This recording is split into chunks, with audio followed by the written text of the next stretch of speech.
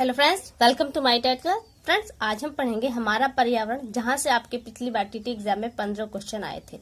आज हम इस बुक का 5वां टॉपिक पढ़ेंगे, जिसमें है जल संचयन एवं पुनर्भरण। इस टॉपिक से भी आपका एक प्रश्न आपके एग्जाम में आया हुआ था। इस टॉपिक में आपको जल को व्यवस्थित करने की बात बताई जाएगी, जल को कैसे संचित करें और इस संचयन प्रक्रिया आपके पुनर्भरण में जल स्तर को बढ़ाने में कैसे हेल्प होगा, ये भी आपको बताया जाएगा। तो यहाँ पे एक छोटी सी कहानी है जो आपके लिए नहीं है। हम आगे चलते हैं। आगे देखिए दिया है पृथ्वी पे जल की उपलब्धता। वैसे जहां तक आप लोग जानते ही होंगे कि पृथ्वी पे जल का कितना महत्व है और वो कितने प्रतिशत में है। तो यहाँ पे हम देख लेते हैं, पृथ्वी का 3/4 भाग जल से घिरा है। 3/4 मतलब कि अगर हम पृथ्वी को 4 पार्ट में डिवाइड करें तो उसके 3 पार्ट जल से डूबे हुए हैं। एक पार्ट आपको भूमि क्षेत्र में मिलेगा। और ये जो जल है, जितना जल है उसका 97% भाग आपको समुद्र में पाया जाएगा, 97%, और 3% आपको मीठे जल के रूप में मिलेगा। समुद्र का जल खारा होने के कारण इसका उपयोग पीने तथा सिंचाई में नहीं होता। इसी प्रकार बर्फ के रूप में हिमनदों, पर्वतीय चोटी एवं ध्रुव पर पाए जाने वाले पानी भी प्रयोग में हम अपनी आवश्यकता के लिए सीधे नहीं कर सकते, क्योंकि ये जो पहाड़ों से बर्फ होती है ना, ये जब पिघल के नदियों के रूप में हमारे पास आती है तभी हम इसका प्रयोग कर सकते हैं, वरना हम इसका प्रयोग नहीं कर सकते।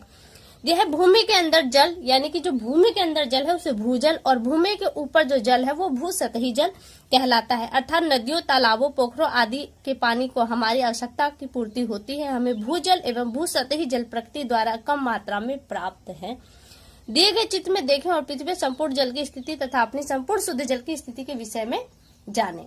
तो देखिए यहाँ पे ये जो चित्र है बहुत ही ज्यादा इंपॉर्टेंट है, खासतौर से सीटेट के लिए तो मोस्ट इम्पोर्टेंट है। मैं यूपीटीटी को अगर छोड़ दूं, क्योंकि यूपीटीटी में फिगर के थ्रू, चित्र के थ्रू कोई क्वेश्चन नहीं बनता, लेकिन सीटेट में क्वेश्चन चित्रों के माध्यम से क्वेश्चन जरूर पूछे जाते हैं। आपकी पृथ्वी पे 3/4 जल है, तो इस 3/4 को जब हम पूरे 100 के रूप में देखते हैं तो ये हमारा 100% बनता है। इस 100% का आप देख रहे हैं 97% आपका समुद्रों में जल है, मात्र 3% शुद्ध या मीठा जल है, जिससे हम उसमें से भी कुछ अल्प मात्रा को ही हम प्रयोग करते हैं, सारी 3% मात्रा को यूज नहीं करते। ये पृथ्वी पर संपूर्ण जल की स्थिति को बता रहा है।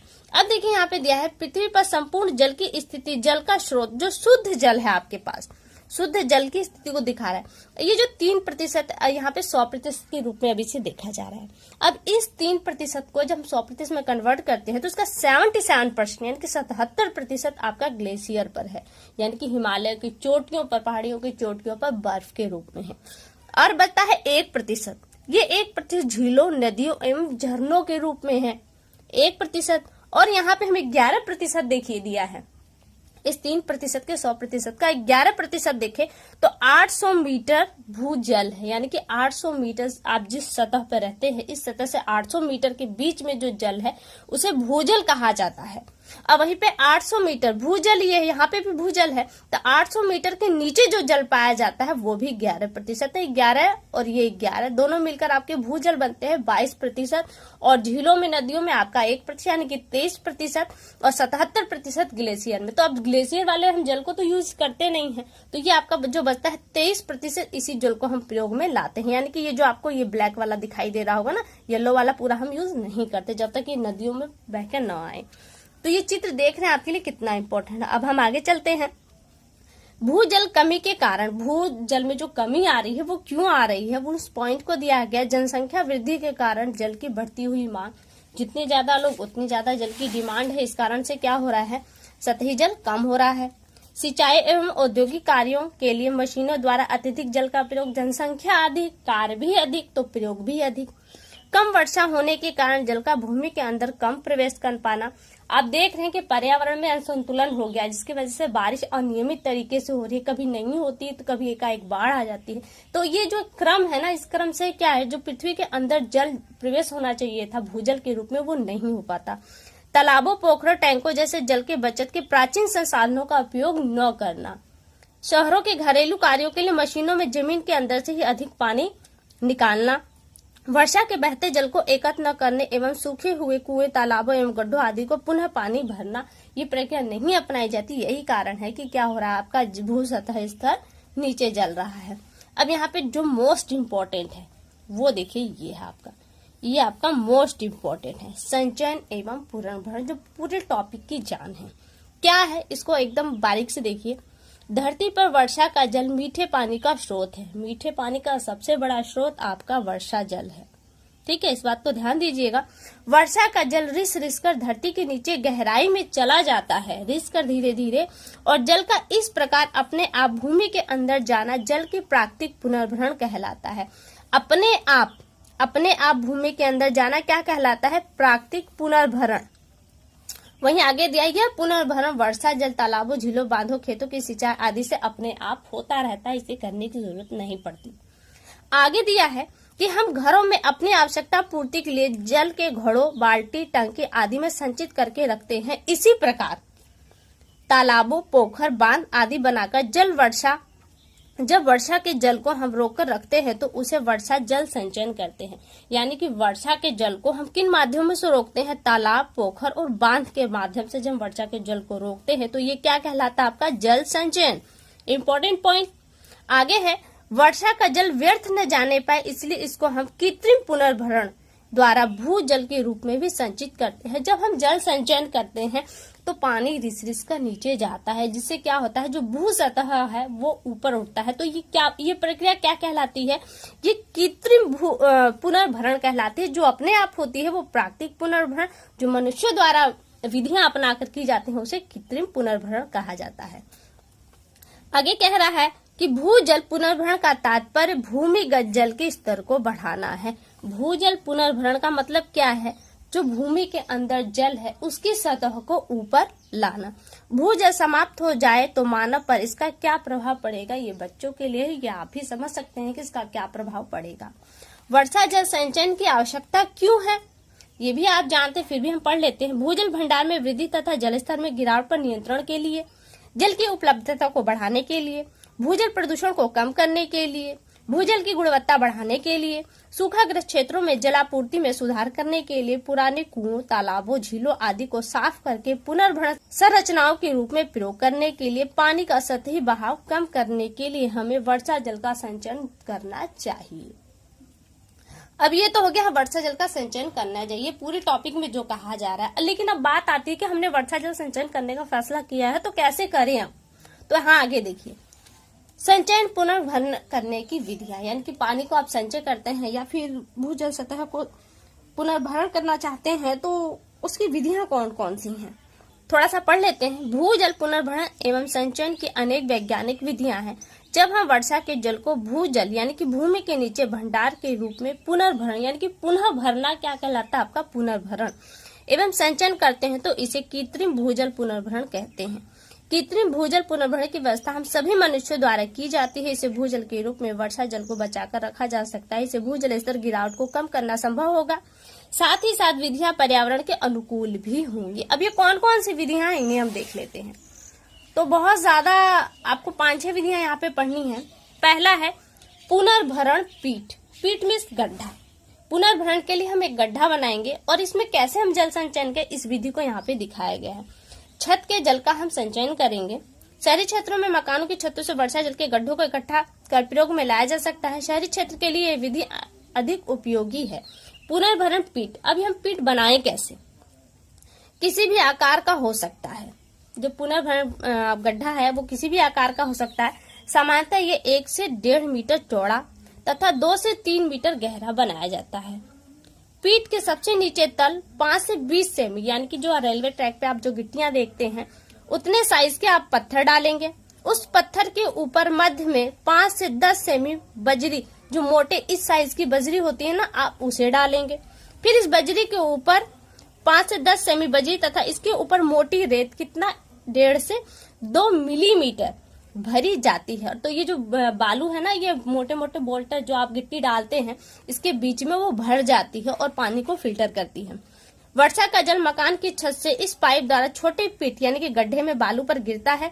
पानी के साथ आया कचरा मोटी रेत पर रुक जाता है और पानी मोटी रेत से बजरी तथा बजरी से छनकर पत्थर के टुकड़ों से होता हुआ पीठ से बाहर साफ जल के रूप में बड़े टैंक में या भूमि के नीचे इकट्ठा होता है।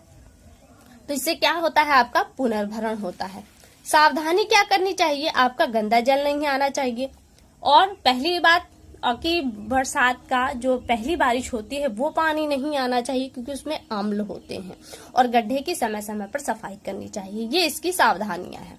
अब खाई द्वारा छत से प्राप्त वर्षा जल, आपने जो ऊपर पढ़ा कि गड्ढा बनाएंगे, तो यहाँ पे गड्ढा नहीं बनता, वरन क्या होता है, घर के आप 2 तरफ या 3 तरफ एक मोटी चौड़ी नाली बनाएंगे। नाली को भरने का प्रोसेस वही होगा, पहले आप गिट्टी डालेंगे, फिर उस पर मोटी बजरी डालेंगे, फिर उस पर बालू डालेंगे। इसके बाद आप जो जल है उसको पाइप के माध्यम से उस पर गिराएंगे और वो फिल्टर होकर आपके इस टंकी में भरेगा। तो ये हो गया खाई द्वारा। खाई यानी कि यहाँ पे आपने एक गड्ढे का रूप देखा है और यहाँ पे आप चारों तरफ एक खाई के रूप में देखेंगे। तीसरी विधि क्या है? नलकूप द्वारा छत से प्राप्त वर्षा जल के संचयन की विधि। नलकूप आपने देखा होगा, पुराना बोरिंग होता है, उसमें से पानी आना बंद, यानी कि भू जो जल सतह है वो काफी नीचे चला जाता है, जिसके कारण से वो बोरिंग अब किसी काम की नहीं होती।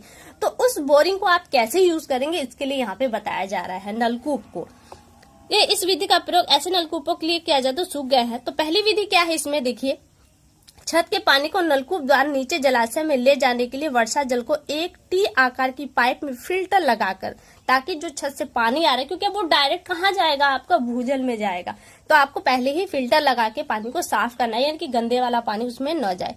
छत का पानी नलकूप में डाल जाता है। दूसरी विधि है, छत के पानी को पाइप द्वारा पहले बताए गए पत्थर के टुकड़े, बजरी तथा मोटी बालू गड्ढे से साफ करके पानी को नलकूप में डाला जाएगा। जो आपने पीठ के लिए, गड्ढे के लिए यूज किया था, वही नियम लगाएंगे, लेकिन इस गड्ढे के बाद आप पाइप के माध्यम से पानी कहाँ लेकर जाएंगे, नलकूप में डाल देंगे। फिर आगे एक अलग विधि है, गली प्लग द्वारा वर्षा जल का संचयन। आपने काफी क्षेत्र देखे होंगे जो ऐसे उभड़ खाबड़ से होते हैं। तो अब ऐसे में होता है क्या, यहाँ से पानी, क्योंकि पानी का स्वभाव होता है वो नीचे की तरफ बहता है, तो पानी यहाँ से आता है, लेकिन पानी क्या डायरेक्ट एक नाली के रूप में आता है, नहीं आता। ये छोटी छोटी नालियां ऐसे ऐसे बनाता है और एक लास्ट में एक मोटी नाली बनाकर ये डायरेक्ट यहाँ पे नीचे सतह पर आ जाता है। यही चीज आपको दिखाया जा रहा है कि यहाँ पे छोटी छोटी नाली के बाद नीचे सतह पे आ जाता है। तो आप क्या करेंगे, यहाँ पे एक छोटा सा बांध नुमा बना देंगे, ईटा पत्थर लगा के आप उसे बांध की तरह बना देंगे और यहाँ पे पानी स्टोर होगा। इस विधि से मिट्टी में नमी को अधिक दिनों तक बनाए रखने में मदद मिलती है। इस विधि को आप करते हैं तो देखिए यहाँ पे बनाया गया है और यहाँ पे बनाया गया है। और इस विधि का प्रयोग कहाँ करना चाहिए, तो जहाँ ढलान समाप्त हो जाती है। देखिए यहाँ पे आपका ढलान समाप्त हो रहा है ना, तो इस ढलान से इस ढलान का दोनों पानी आप यहाँ पे इकट्ठा करेंगे और इसे मट्टी के एक दीवार के माध्यम से रोकेंगे, ताकि वो बहुत दिनों तक वहां पे नमी बनी रहे। आगे देखिए, आगे है कंटूर बांध के द्वारा वर्षा जल का संचयन। कंटूर बांध, अब कंटूर बांध क्या है, कम वर्षा वाले स्थानों के लिए यह विधि उपयुक्त है। कम वर्षा जहाँ पे होती है, पानी का बहाव बहुत कम होता है। इस विधि से वर्षा का जल समान ऊंचाई वाले ढलान पर चारों तरफ बांध बनाकर रोका जाता है।